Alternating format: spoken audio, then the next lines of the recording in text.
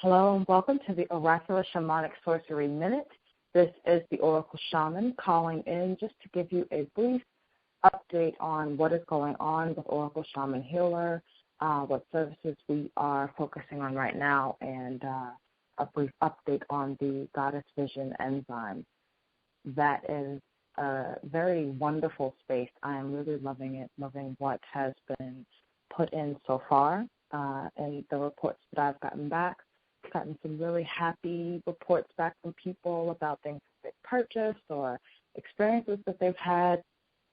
There's been a lot of questions about totems and questions about numbers and representations, all of that, what it means. And there's been a lot of energy going from the Heroes Gamo series, which we will pick up again and continue this Monday, of course, at 6 o'clock on our Blog Talk Radio show, which I will also put in the About section in this video. So that energy alone has just been amazing. It's been amazing for me. And of course, I have gotten reports back from other people who have liked it, comments, shares, YouTube, different ways that we interact with each other in these social media realms here. I saw something earlier, and I'm pulling it up now so I can get it exact.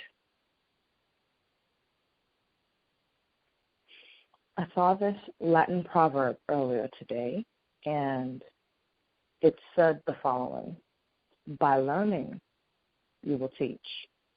By teaching, you will learn.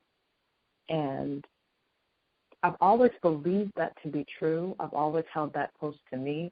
It's kind of nice to see a proverb, something out there that kind of backs that up. And so I've been just resonating on that. That's just the space I've been in for the past few days, weeks, I guess you can say, anyway, period, where everything that I say or every question that I answer or every question that I ask of either my mentor or someone that, I find to be a wise woman, a witch, a priestess, a healer, whatever term you're comfortable with using, a wise woman. Whenever I ask these questions or answer questions, I learn something, when one teaches to learn.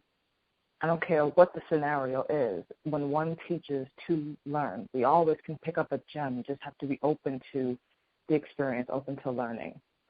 And so I do, just like any other human incarnate being on the planet, I do have these moments where, you have these kind of human snap reactions or responses to things. And then, once you ground yourself, once you're able to get lower, go lower. You can't get higher. You can't go higher. You're not going to ascend until you've descended into yourself, got real, familiar, intimate knowledge with yourself, what ether you operate out of, what ether you see from, what ether you reflect.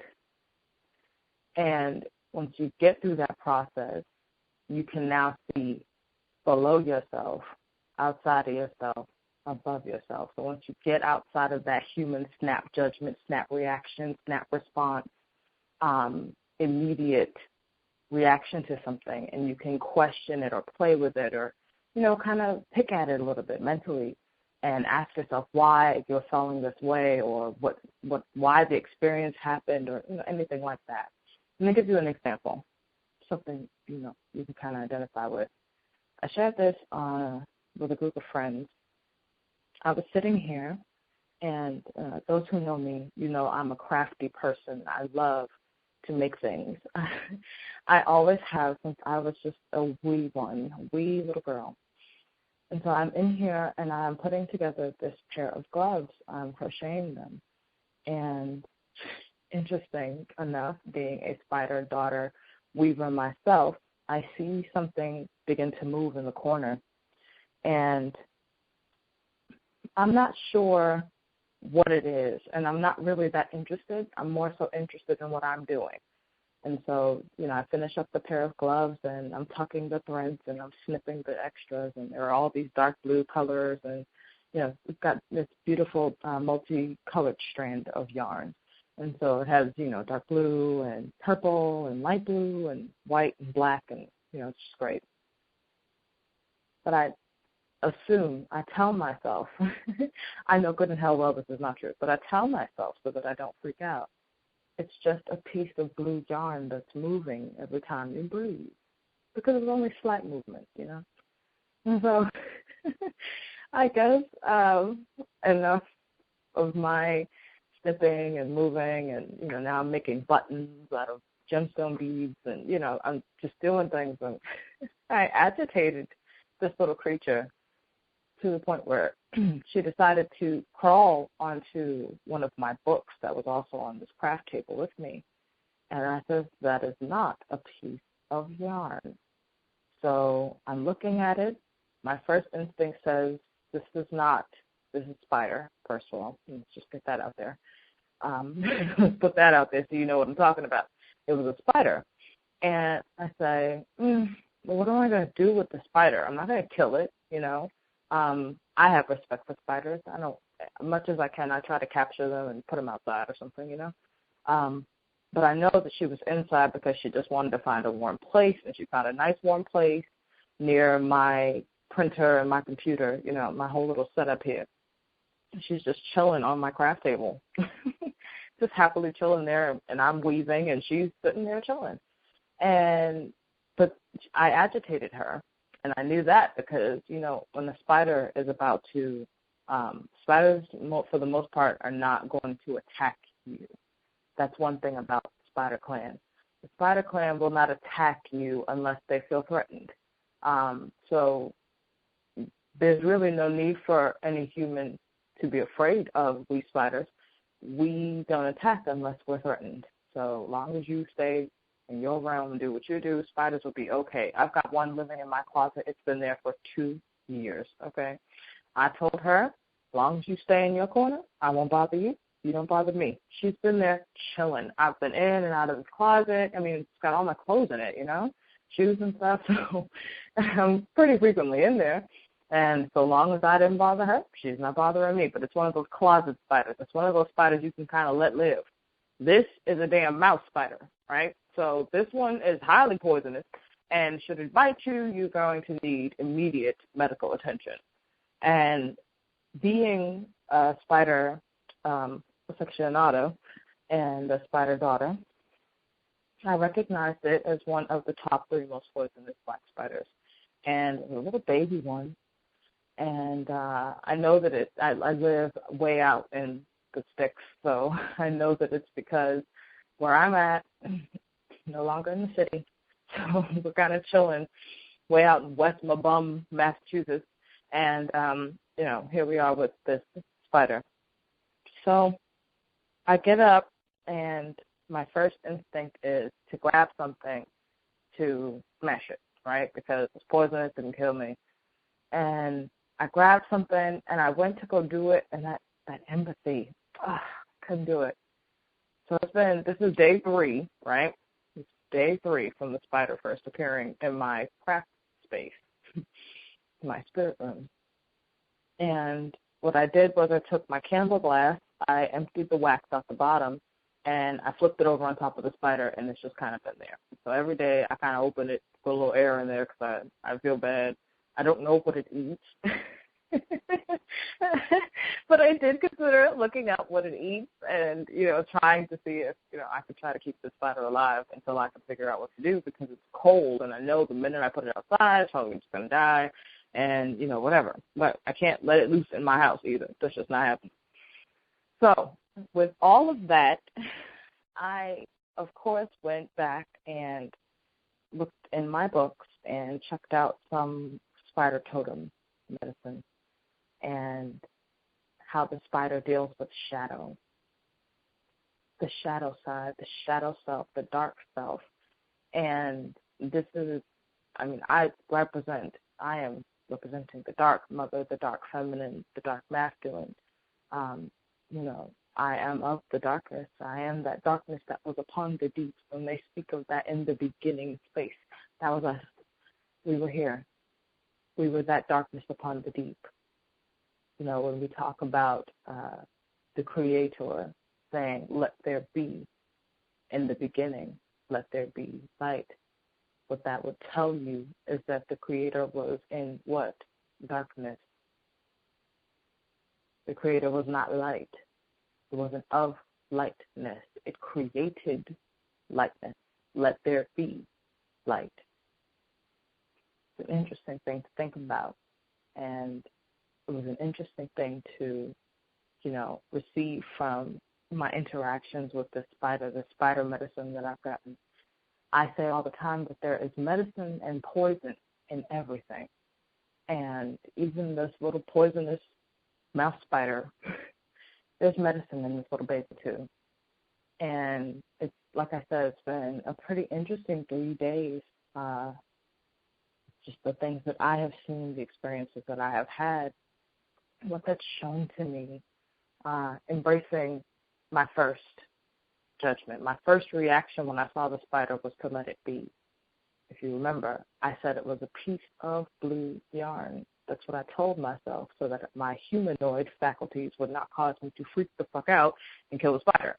I had to do something to calm myself down. So my first instinct was to let the spider be, so long as she let me be. Once she got a little twitchy, I had to put her in the glass because we weren't having that. You bite me, and now I got to go to the hospital. We're not having that. I won't kill you because I don't really feel threatened. I know that you're reacting because you don't know what the hell I'm doing, and I'm bigger than you. But I will not let you hurt me either. I will respect you. I will respect why you're here. I will respect what you represent. I will respect what you came to show me. There are some instances where that is okay. And there are some instances where, of course, your intuition might lead you another way, where it's kill or be killed, and you must kill. This instinct, my first mind said to me, let it be, so long as it lets you be, let it be. And because of that, I was able to see so much about shadow, the shadow self. I say all the time that I find even this, what we would call light worker approach to living or spirituality, I find that to be inherently problematic based on race supremacy ideals, based on the constant fighting between the bloodlines that are going on this planet. The 9 ethers and the 6 ethers warring against each other constantly. And because I see that, it's bothersome. You can't throw the baby out with the bathwater. There are gems, there's medicine and poison in everything. I know one of the greatest sources of our problems on this planet is being unbalanced, completely imbalanced, completely out of harmony, out of sync, out of the flow. That is what confusion is. When you're confused about a thing, you're going against yourself and against your currency. You're getting yourself out of the flow. I directly correlate that to money troubles, relationship troubles, heart, love, energy trouble, vitality trouble. If you're having issues in your libido, even man, woman, whichever you are, that is because you have confusion going on in yourself. You're working against yourself, against your instinct, against your nature, against what is calling you. And it's not working, and you're confused, out of fusion, out of harmony, out of currency, out of manifestation of that which will fulfill you and make you happy. This is why it's so important to honor shadow. You have to honor shadow, the shadow. You can't get rid of your shadow. The only place you can ever be rid of your shadow is in complete darkness, and even then, just because you don't see it doesn't mean it isn't there. This is just a call to the dark within, out within, as above, so below, as within, so without, to honor the shadow. Ye that dwelleth in the secret place of the Most High shall abide under the shadow of the Almighty. I say it again. Ye that dwelleth in the secret place of the Most High shall abide under the shadow of the Almighty. Think about that. Who is the Most High? Your higher self, the Most High. Hail the Most High, your higher self, the Most High. Inner me, God, the Almighty. You have to connect to that God sense of yourself. You'll never get it denying your shadow. It'll be like getting brand new top of the line car and putting like cooking oil in it to run. That's what we do to ourselves when we deny shadow, when we deny ourselves that secret place of the Most High, abiding in the shadow of the Almighty.